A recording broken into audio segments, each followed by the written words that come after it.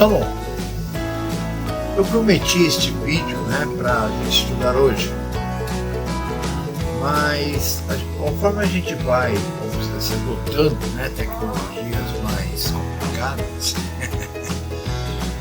a coisa vai ficando mais complicada também.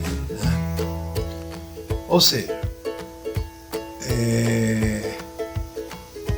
eu gravei ontem o vídeo todo, 30 e poucos minutos, que eu vou fazer em pedaços, para ficar mais fácil para vocês entenderem e assistirem. E quando eu fui para renderizar e para tudo aquilo, eu percebi que ia ser complicado. Por que complicado? Porque essa técnica que eu estou começando a utilizar, ela acaba por nos deixar assim meio que começando de novo, vamos dizer, E isso nos causa um pouco de, vamos dizer, insegurança no que estamos fazendo, porque é diferente. Mas vamos lá, vamos ver. Então, Shalom, nós vamos estar falando sobre o mesmo assunto, que eu disse ontem, embora vocês não tenham escutado, mas é sobre a questão das prisões, As prisões às quais nós somos todos os dias, pegos por elas, Em outras palavras, as pressões que nós vivemos a cada dia por causa do mundo, por causa das pessoas, por causa de nós não sermos do mundo, e isso fazer com que nós tenhamos que estar sempre na contramão. Enfim, assim como não é difícil, aliás, assim como é difícil, a vida em si, ela é um pouco mais, ou muito mais, para aqueles que se aventuram a colocarem o Pai em primeiro lugar. Bom, dito isto, eu quero explanar um pouquinho a respeito do que significa andar contra o tempo, contra a sociedade e contra tudo isso. Bom, para começar, eu tenho que dizer para vocês o seguinte: vamos voltar lá para o paraíso, para o Éden, e vamos nos lembrar que Adão e Eva, eles estavam sós. Não existiam outros seres humanos além deles dentro do jardim do Éden. Eu fiquei até de fazer um estudo sobre essa questão, mas acabei não fazendo porque, sinceramente, eu estava desistindo de fazer. Que é a questão das duas sementes. Bom, o assunto não é esse. Então observe bem. Chegou um momento que Yahweh tinha criado Adão, que significa homem. Ele pediu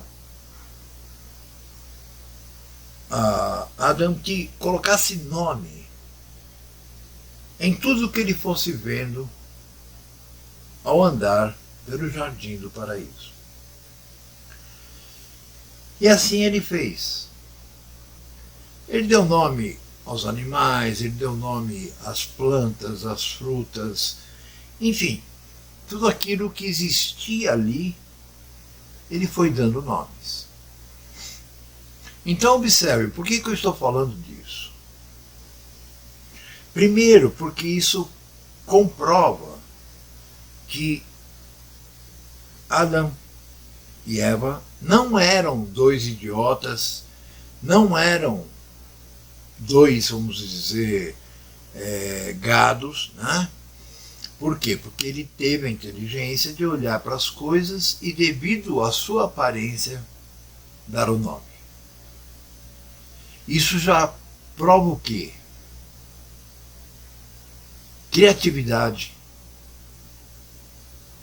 bom gosto,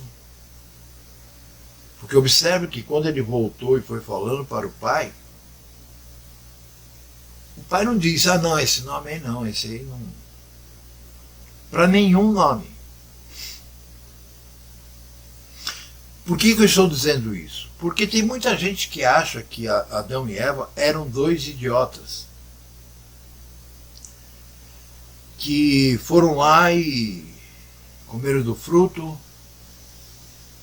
e que o pai até foi injusto, né, no sentido de dar aquela, vamos dizer assim, aquele castigo, né, tão forte, a expulsão. Observe também que quando ele retornou, ele disse ao pai, pai, eu não encontrei, foi uma companheira para mim. Ou seja, ele era inteligente porque ele observou que entre os seres vivos, né, entre os animais que ali viviam, existia o macho e a fêmea. Observe, não está em parte nenhuma da Bíblia dizendo que o pai contou isso para ele. Certo? O que, mais uma vez, demonstra inteligência. Observação. Demonstra que era uma pessoa que observava as coisas e não um pateta que andava sem saber para onde ia. Entendem? Aí o pai foi, fez ele dormir, pegou uma costela dele, criou Eva, e quando ele a viu, ele disse, esta sim, esta é ossos dos meus ossos. E deu nome a ela de Eva porque significava mulher. E é óbvio que se ela era sangue do sangue dele, osso do osso dele, ela também tinha a mesma inteligência. Enfim, né? O pai não criou robozinhos para o seguirem. O pai criou pessoas com muita inteligência, com muita percepção, para que, ao serem chamados, eles entendessem esse chamado e depois, no aprendizado, né, durante o aprendizado, eles fossem assimilando rápido e, ao mesmo tempo que assimilando, praticando.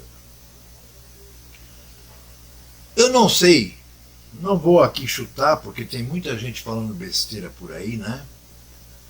Tem até uma igreja católica apostólica romana dizendo que o pecado foi o sexo, que a maçã era o ato sexual. Bom, meus irmãos, veja bem, fica até ridículo, né, a gente falar uma coisa dessa, porque contradiz com o que foi dito pelo próprio Pai. Crescei-vos e multiplicai-vos. Crescei-vos, né? Como que o Pai diz para multiplicarem e depois o pecado praticado por eles tenha sido o sexo? Alguém pode dizer, veja, eles estavam ali, os dois, sozinhos. Quem os casou? Observe.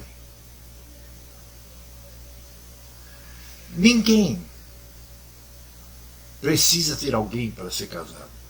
Ou seja, essa história de ir perante um pastor, perante um padre, perante seja lá quem for, isso tudo é invenção do próprio homem.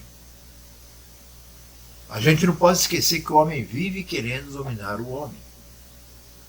Então, tudo que parte do homem, embora, como nós não temos o livre-arbítrio, nem para escolher e nem para criar, é óbvio que tudo isso faz parte do plano inicial do Pai, escrito antes da criação.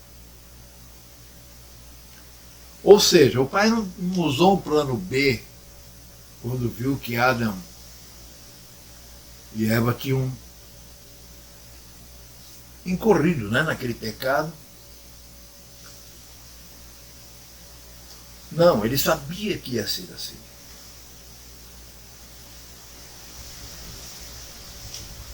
Tudo que o Pai faz, ele tem o conhecimento daquelas coisas. Nada do que ocorre está fora do planejamento do nosso Pai. Se eu estou aqui hoje, sabe, aconteceu tanta coisa na minha vida assim para que eu pudesse, como é que se diz, para que eu pudesse chegar ao ponto de estar aqui gravando de novo, estou desligando o telefone, estar gravando novamente, tudo de novo, e eu não ter ficado nervoso, nem bravo, nem puto, é porque eu estou aprendendo algo novo. E esse algo novo não caiu do céu. Esse algo novo, sim, o Pai me encaminhou por uma determinada, vamos dizer, postagem, onde eu pude observar técnicas de gravação, de efeitos. Só que ao terminar o curso, que era um dia só, 2 dias, aliás, 3 dias, de 2 horas, nós recebemos o software de graça, mas eu cheguei à conclusão de que eu ia precisar viver mais 68 anos para entendê-lo. E eu não me considero burro. Porque, na verdade, eu amo muito a informática, a tecnologia. Mas tem uma coisa que eu nunca gostei nela: a programação. E ali havia muita programação. Então, seria a mesma coisa do que eu chegar, por exemplo, na China falando em português e achando que todo mundo vai me entender. Eu senti isso nas 2 pessoas, que gentilmente cederam esse conhecimento para todos aqueles que estavam assistindo, tinham mais de 200. Mas eu senti que eles,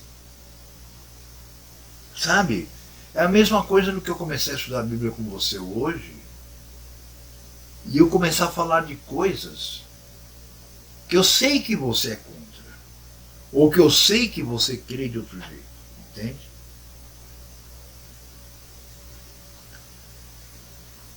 Você vai desistir, ou você vai desentender, ou você não vai nem querer ouvir.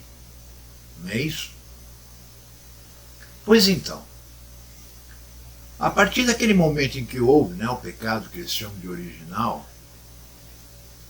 por que pecado original? Porque foi o primeiro pecado citado na palavra. Então nós sabemos, eu acho que isso aí todo mundo sabe, que então os 2 foram expulsos do paraíso, e foi dado a eles uma maldição. Ao homem foi dado de que ele trabalharia e comeria do suor do seu trabalho. E que ainda por cima, né, como eles só comiam frutas e o pai ali naquele momento estava lhes dando também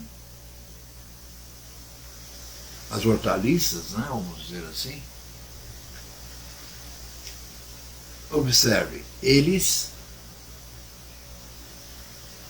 já teriam uma vida diferente da que tinham, né,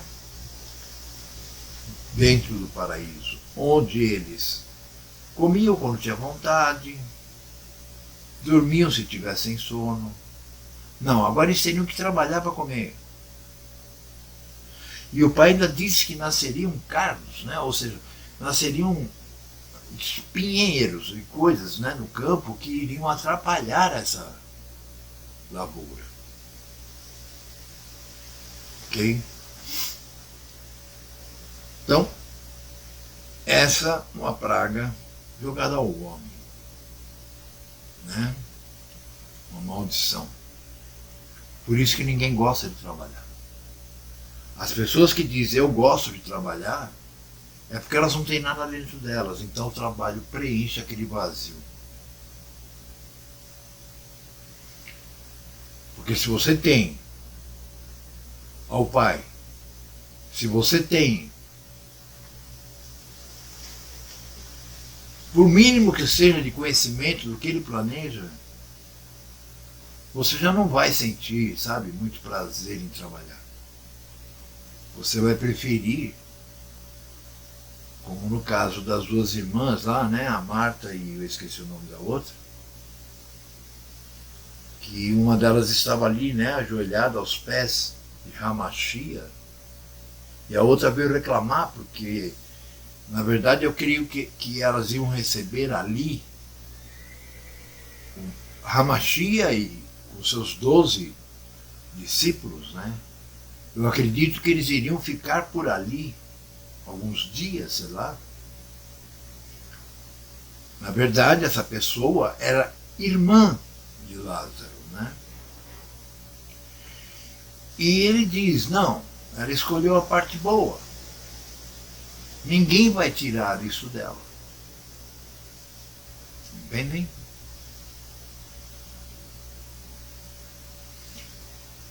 Da mesma forma, o pai também amaldiçoou a Eva.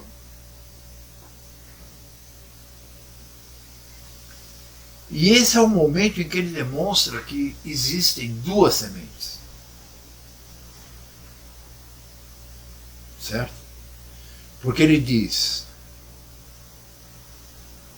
você irá parir muito e sentirá dores horríveis.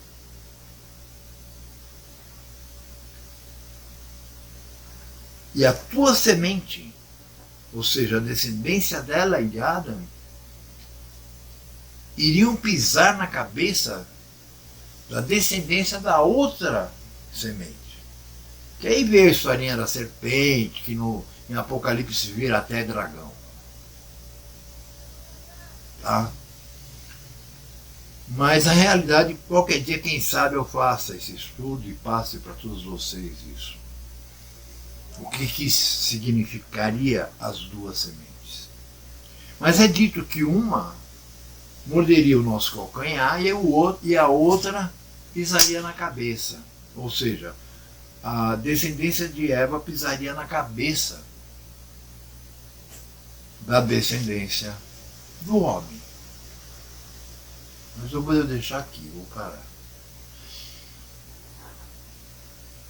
Passado algum tempo, observem, na palavra, sempre que um casal tem relações, eles dizem, e o marido tal conheceu a fulana, sua esposa. Não é assim? Observem,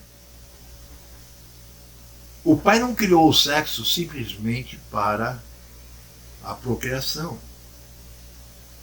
É uma forma também de demonstração de amor, é uma forma de demonstração de um monte de coisas entre um casal.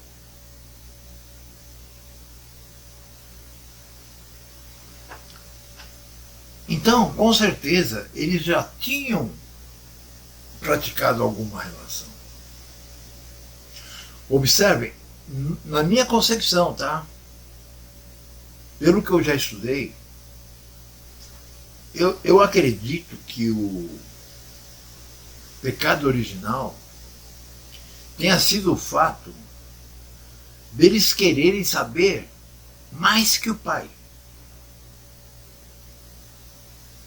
É como Jó, né? Apesar de que Jó não é um homem fictício, né? Criado, é uma história, não é uma figura real, mas com ele aconteceu a mesma coisa, não aconteceu? Ele quis se justificar, se achava bom demais para estar passando por aquilo. Ao invés de ele perguntar para o pai por quê,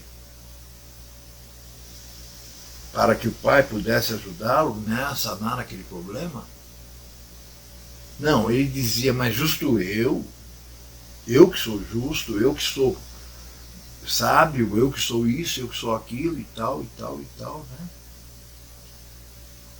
Então ele achou injusto o pai que estava fazendo aquilo contra ele. Por isso, nós encontramos muitas vezes na palavra versos que dizem: agradeça o bem e o mal. Porque de uma coisa eu tenho certeza e você tem que ter também, se você é uma pessoa chamada e se você tem conhecimento. Não existe Ra-Satã, é uma criatura inventada pelos povos para que pudesse assim colocar a culpa em alguém, como foi colocado no paraíso. Quando Yahweh chegou para Adão e disse: mas quem te deu da fruta? Ou por que você comeu a fruta? A resposta dele foi imediata: a mulher que tu me destes me trouxe a fruta.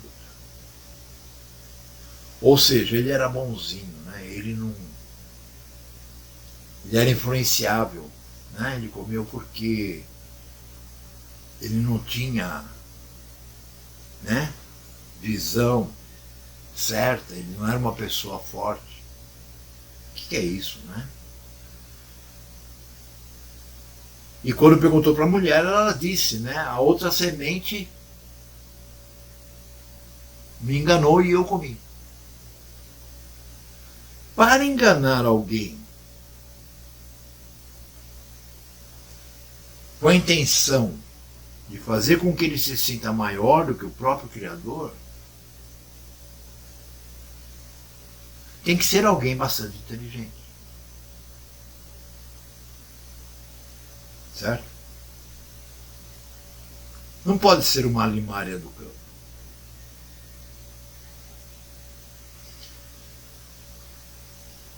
E como não existe Ra-Satã,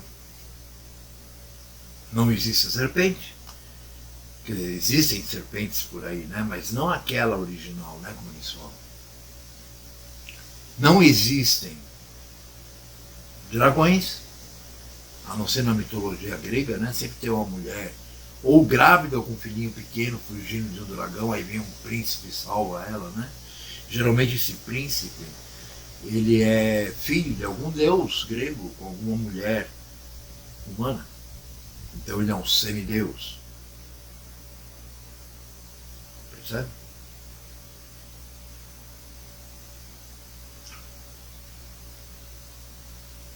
Ali, com esse ato,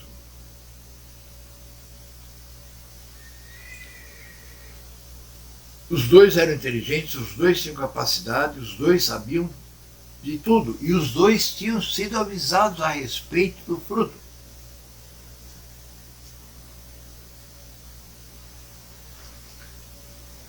E ainda assim mesmo, quiseram um culpar o outro. Ele culpar a mulher e a mulher culpar a outra semente. Então observe, eles mesmos, é claro que de acordo com o plano que o pai tinha para eles, aquilo tinha que ocorrer. O pai não é um homem que volta atrás, ou tem plano B, ou se esquece, ou não sabia de alguma coisa. Tá? Quem vem com esse papo de que o pai não sabia que aquilo ia ocorrer, não conhece o pai.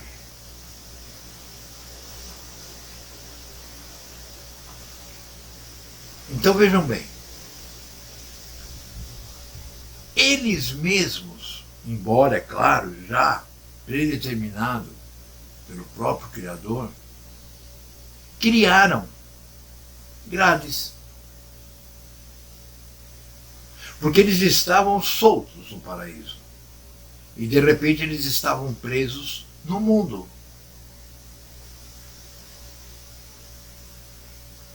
Entendem?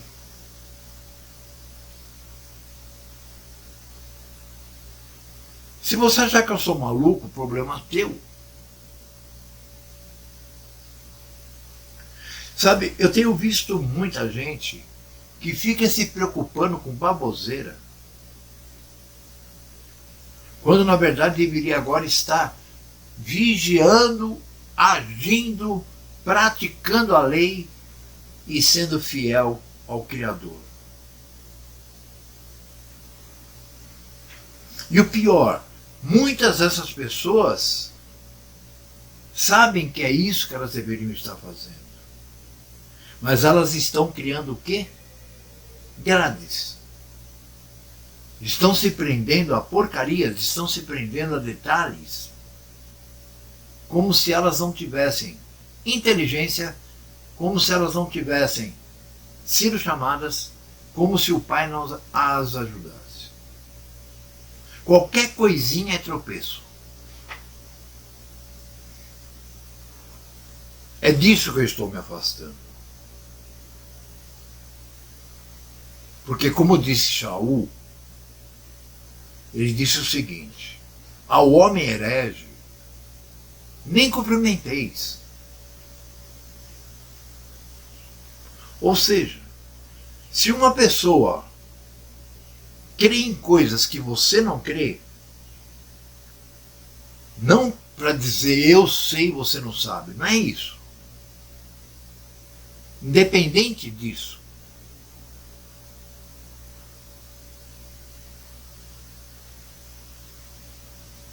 julgo desigual, meus irmãos.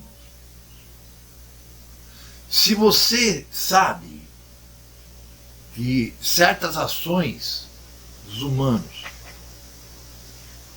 são aberrações para Yahweh, se você estiver ali no meio fazendo a mesma coisa, você está consentindo no erro. E pior, você está sendo conivente com esse erro. Outra grade que você cria para você. Mas não é por causa do seu livre-arbítrio. É porque você já nasceu como vaso para desonra.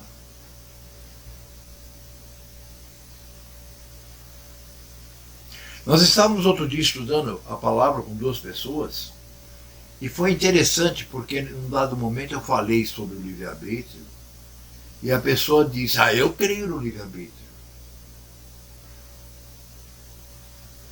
Eu falei algumas coisas para ela e saí um pouco da sala, que eu fui fumar um cigarro com o filho dela. Aí quando eu estava voltando, eu escutei a Eliane, estava ainda naquele assunto com ela, perguntando: você é feliz?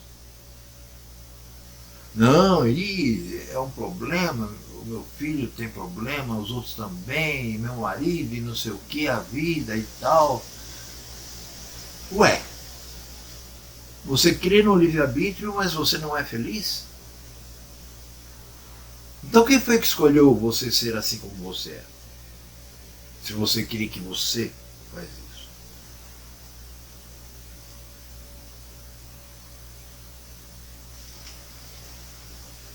Então vejam, meus irmãos, essa série que eu vou estar fazendo, né, sobre o mal de cada dia, né, cujo primeiro, esse que vocês estão assistindo agora, terá como nome, né, terá como episódio, né, o nome de as nossas prisões, né? As prisões que nós mesmos criamos, que nos impedem de fazer aquilo que deveria ser feito. Só que não somos nós que criamos, não somos nós que escolhemos criar isso. Não existe isso. Isso existe na mentalidade daqueles que não têm mentalidade.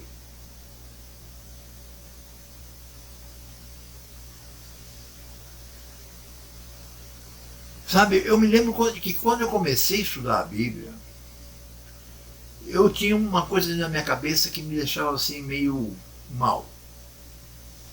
Por quê? Porque eu sempre tinha meu pai e minha mãe como pessoas perfeitas. Pessoas assim. Por quê? Porque eu nunca vi meu pai roubar, nunca vi minha mãe roubar, nunca vi. Fora Papai Noel, fora Coelhinho da Páscoa, essas coisas, eu nunca vi meu pai e minha mãe mentirem para mim. Então, dentro de mim eu tinha certeza de que eles eram pessoas justas. E quando eu comecei a estudar a Bíblia com um ancião, ele me disse, ao perguntar para ele, né? Por que eu, que durante 30 e tantos anos da minha vida fui um porra louca, agora porque estou estudando a palavra, tenho a chance de receber a recompensa? Agora, no caso dos meus pais, por exemplo, e perto de mim eles não fizeram nada de errado. Só porque eles são idólatras, porque eles são católicos, eles não vão receber essa herança?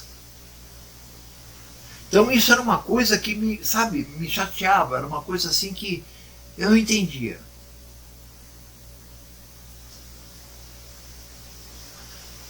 Porque eu mesmo tinha noção de que muita coisa que eu pratiquei,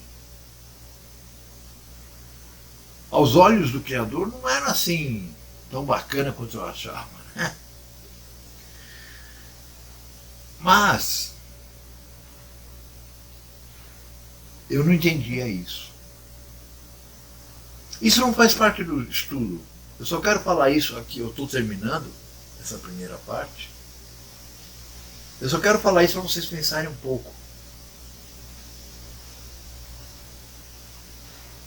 Aí um dia eu forcei tanta barra com ele, não, mas me explica isso, como é, como é que funciona, por que eu estou aqui estudando a Bíblia e estou tentando fazer minha mãe estudar comigo, meu pai, e eles não querem nem ouvir.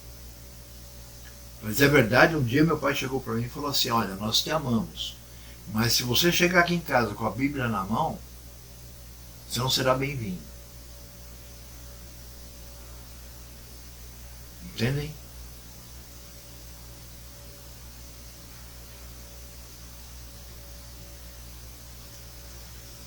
Aí esse ancião me disse uma coisa que eu fiquei assim até arrepiado.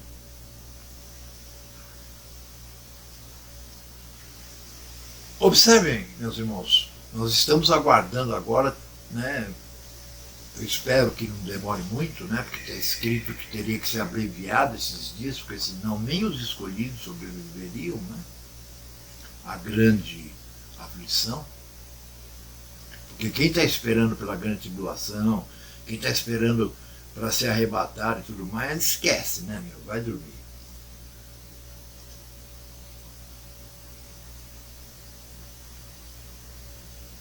Virá, então, o Mashiach. Ele reinará durante 1000 anos.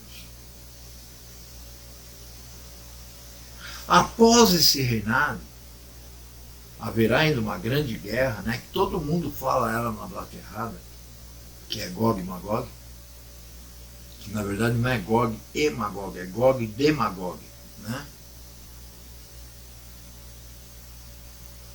mas que é uma guerra que vai acabar em segundos, né? Porque o pai vai jogar pedras enormes e vai jogar também enxofre ardente, né? Com fogo em cima deles. E após isso, né? É que virá então o julgamento do trono branco.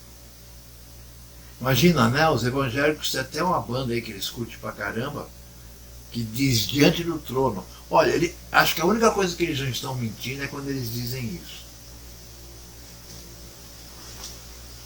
Porque os demais, aqueles que forem chamados realmente, que vão receber, né, essa bênção, que eu gostaria muito de receber, mas eu não sei se eu vou, ninguém sabe.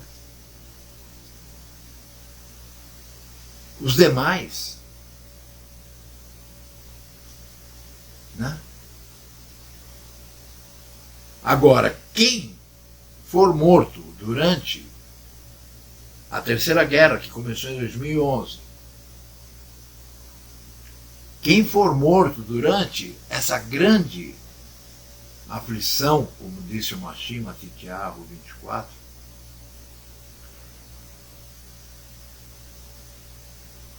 não terão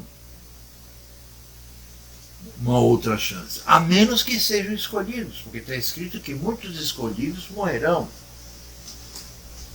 Nós temos uma prova disso, né, quando a gente lê em Apocalipse, que diz que Yahuanã, né, ele viu abaixo do trono o sangue daqueles que haviam sido degolados por causa do nome do Pai. E que esse sangue clamava, é claro que tudo isso é simbologia, e que esse sangue clamava ao Pai. Até quando vai permitir, né, que as nações, os gentios, ajam assim para com seu povo? E ele responde: até a hora que o número dos que têm que ser mortos, como vocês foram,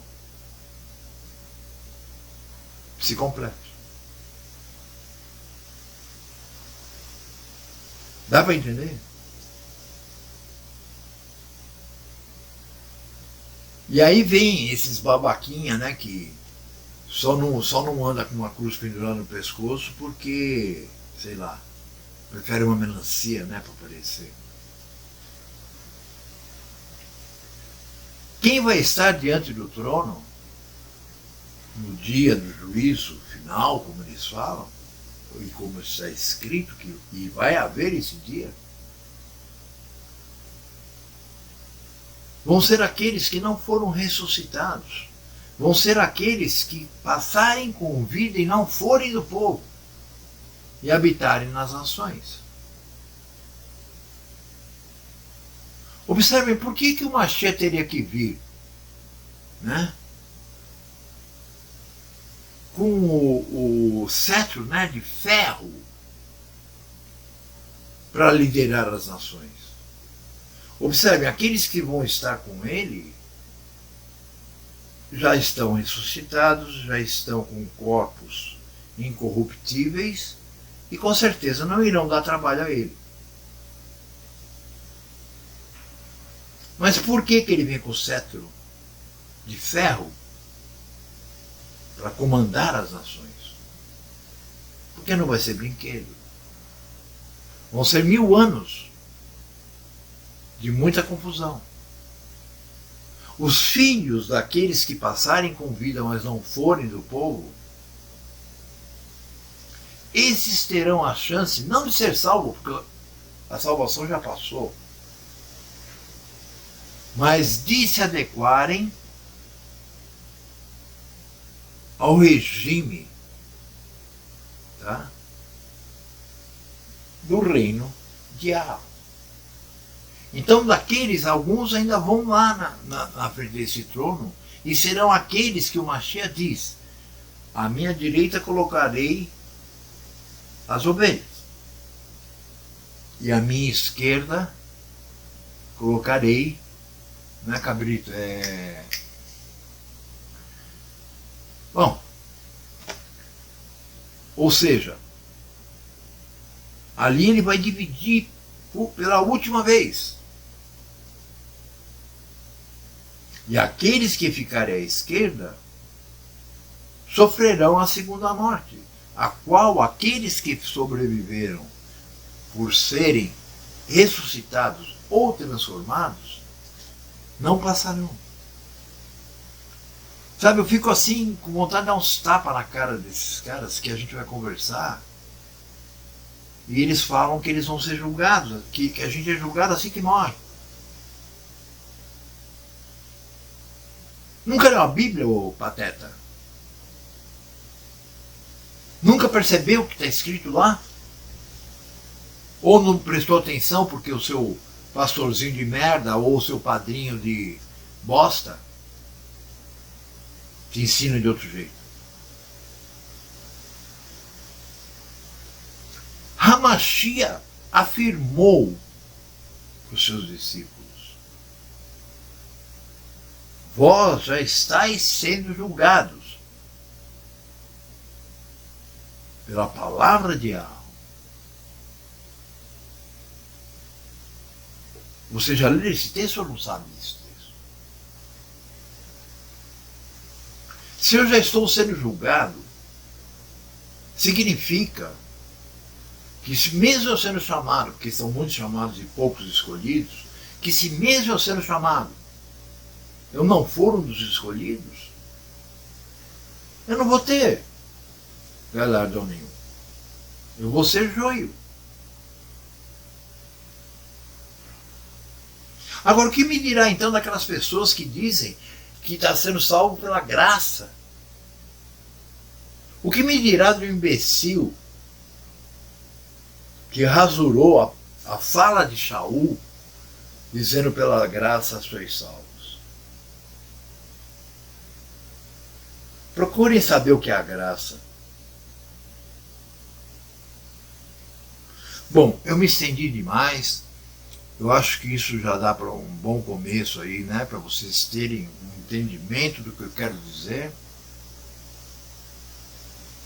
E eu já vou começar a parte 2, né? Porque eu estou há muito tempo para fazer este. Não este exclusivamente. Essa série.